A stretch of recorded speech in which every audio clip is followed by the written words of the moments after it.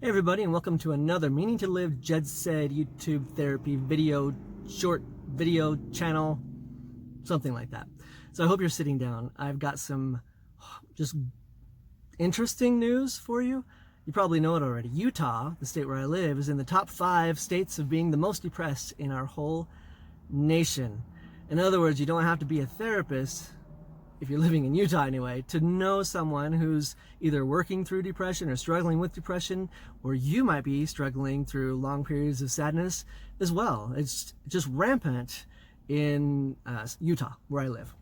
And there's a lot of different reasons that we could talk about that might be correlated to this. Living in a mountain state, brain chemicals, we could talk SSRIs, we could talk religion. But instead, I thought we'd talk about the one thing that all of my clients have in common that are working through depression. And that one thing is they should on themselves.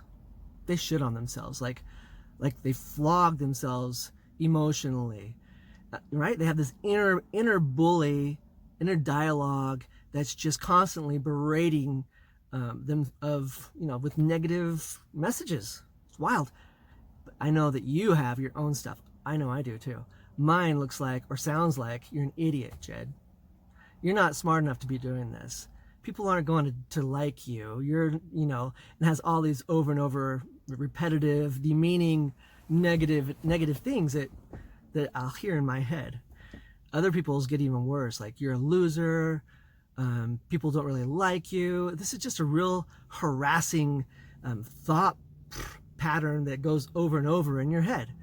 I thought it'd be good to talk about 3 things just to calm and muffle that inner bully that we all have. The first is be aware of who shares your space.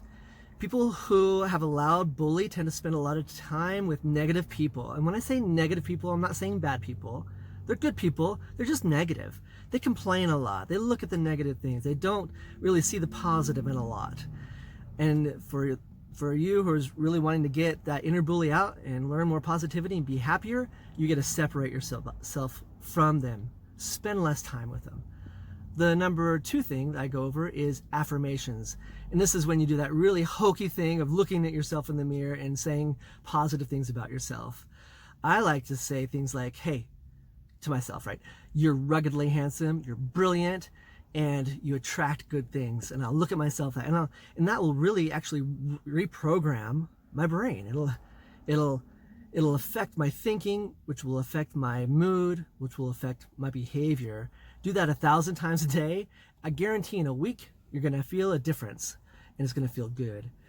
Number 3, this is a biggie, is gratitude. It's impossible to feel sad and thankful at the same time. So if you're sad, if you start working on 3 things that you're grateful for, you will have more difficulty staying sad. This is CBT at its finest, cognitive behavioral therapy. And for those of you who have stayed here the whole time, let me give you a bonus one. Ready? Number 4, service. If you're doing something and thinking about other people, serving other people, you're less inside your own head. So practice 3 or 4 things and let's all get Utah off the leaderboard. Thank you for watching. Hope you learned something. And if you think this would help someone else, share it or leave a comment and I'll be sure to get back with you. I have lots of good stuff on the website at www.meaningtolive.com. Check out the blog I did on this. And if you'd like, schedule a time to meet and we'll work through this bully together. Lastly, thank you for subscribing. I think we hit 150 subscribers last I looked. And that's awesome. Thank you for your support. Till next time, awareness up.